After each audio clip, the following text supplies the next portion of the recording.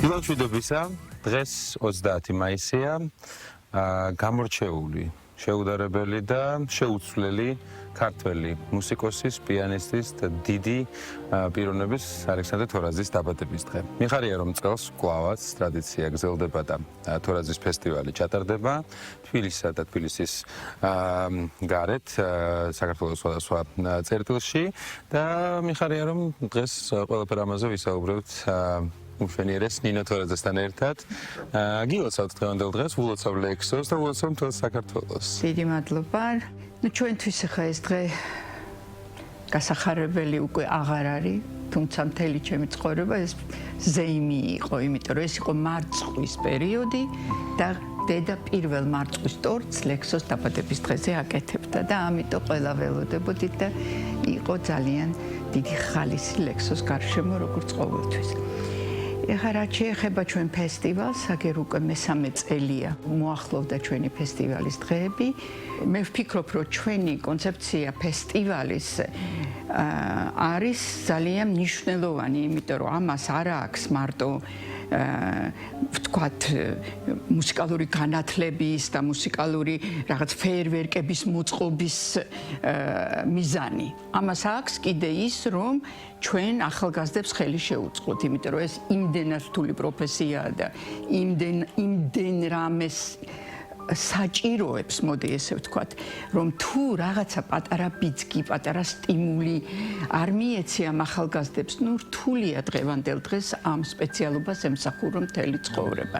პირველ რიგში ის, რომ ჩვენ ვაძლევთ, ესე იგი, ბატონ ედიშერი და სხვა ლექსოს სტუდენტები აძლევენ მასტერკლასებს და არა მარტო სტუდენტები, ყველა ვინც ჩამოდის ჩვენთან თავად აქვთ სურვილი რომ ჩაატარონ მასტერკლასები და მერე აქედან ირჩევიან საუკეთესო ბავშვები და ეძლევათ თორაძის სტიპენდია, რაც მე მიმაჩნია რომ ძალიან დიდი სტიმულია მათთვის, რომ ცოტა მეტი გააკეთონ მუსიკისთვის. რაც შეეხება ჩვენ აი მუსიკალურ დატვირთვას, ეს არის საოცარი რამ დათუნა რაც მოხდა. არავითარი აგენტი, არავინ ქვეყნის ძირზე იმას არ გაგიკეთებს, რაც შენ თვითონ შეგიძლია შენ თავს გაუკეთო. ურთიერთობებით, მეგობრობით და აი რაღაცა სტაბილური შენი ერთგულებით, რომელიც ლექსოს ქონდა მთელი ცხოვრების მანძილზე თავის მეგობრებთან. ხო ესე ვაკეთებთ, რომ თითო არტისტი ჩამოყვავს, თითქმის ყველა არის ლექსოს ძალიან ახლო მეგობარი და ვისაც კი ჩვენ არ მივმართეთ, თხოვნით, რომ აი ლექსოს სახელზე კეთდება ფესტივალი და ესა ყველა უსასყიდლოდ მობრძანდება და სცენაზე დგება ლექსოს პატივისცემით, რაც ჩემთვის კიდევ ერთხელ დამამტკიცებელია იმისა, რომ პიროვნული თვისებები ლექსოსი ნამდვილად იყო გამორჩეული.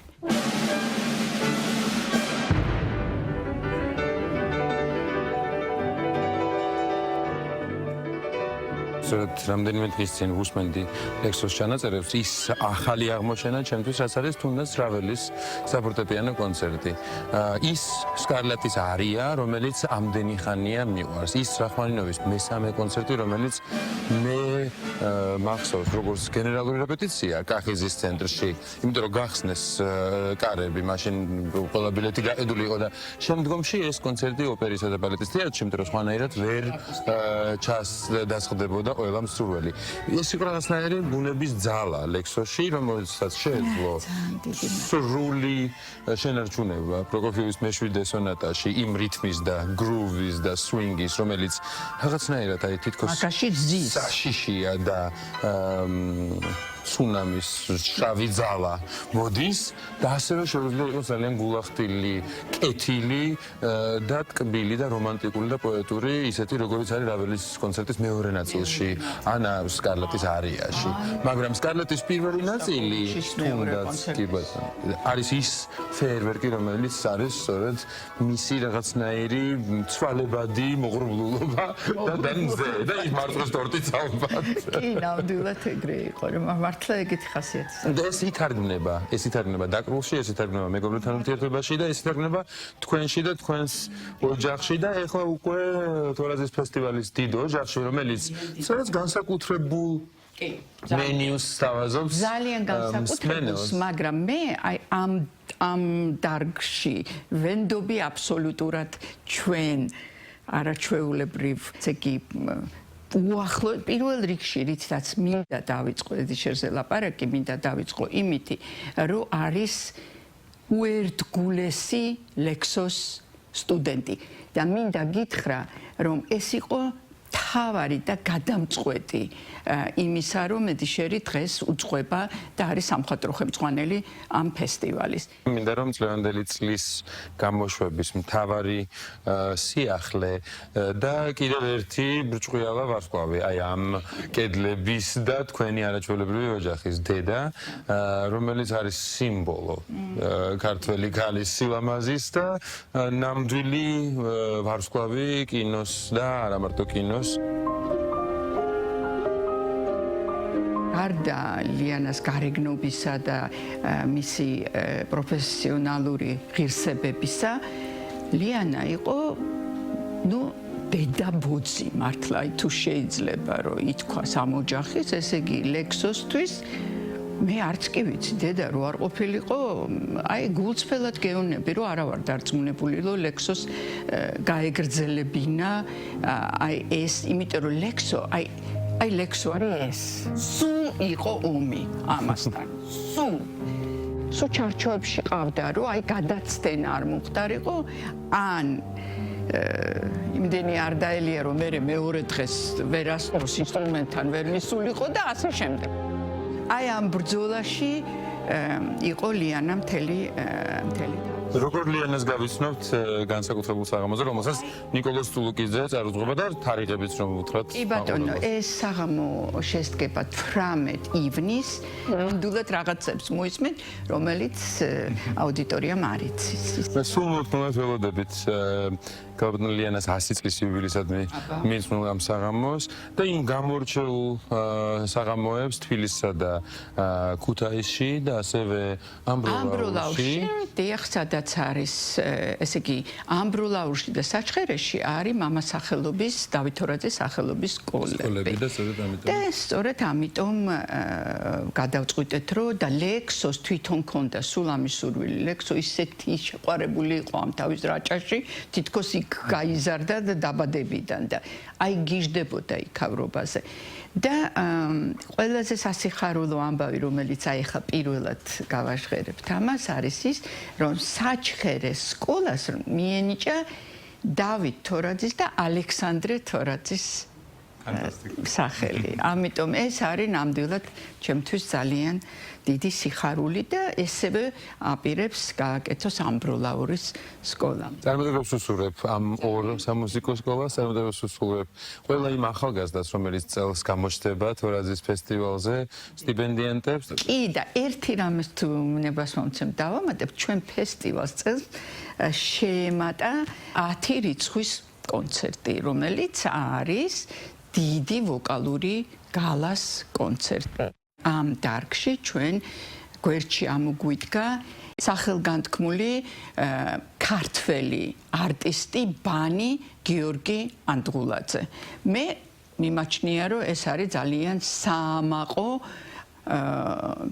ამბავი, რომ ამ დიდ ხელოვანს გააქვს სოფლიოში ჩვენი სახელი და ძალიან მოხარული ვარ და მადლიერი ვარ მისი.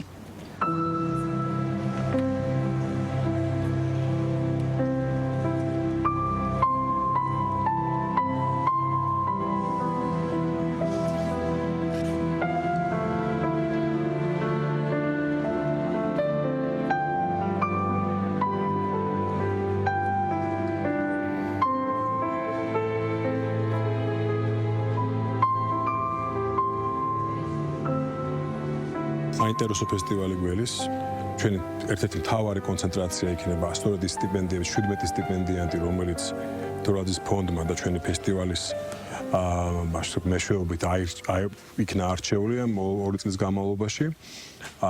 ძალიან მიხარია, რომ სწორედ ეს სტუდენტები სტუდენტებთან ერთად გავემგზავრებით რეგიონებში, სადაც ისინი გამართავენ კონცერტებს და მიხარია რომ ჩვენი ქართველი ბრწყინვალე მუსიკოსები ჩამოვლენ ვერიკო ჭუნგურიძე, გიგი ლომდარიძე, რომელიც ასევე ძალიან დიდი ხანია უკვე საქართველოში არ დაუკრავს.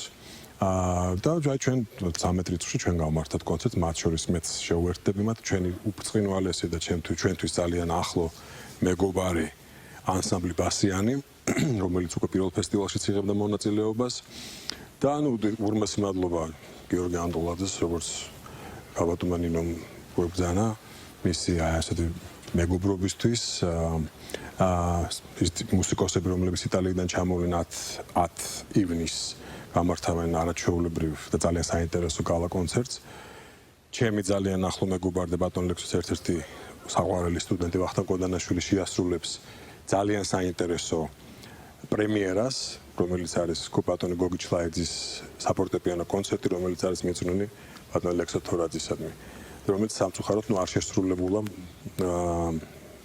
და აი ამჯერად ვახტანგი შეასრულებს ჩვენს ახალგაზრდულ ორკესტრთან ერთად და მიერიან ხუხუნაიშვილთან ერთად. იქნება სოფლიო პრემიერა ამ პიესის.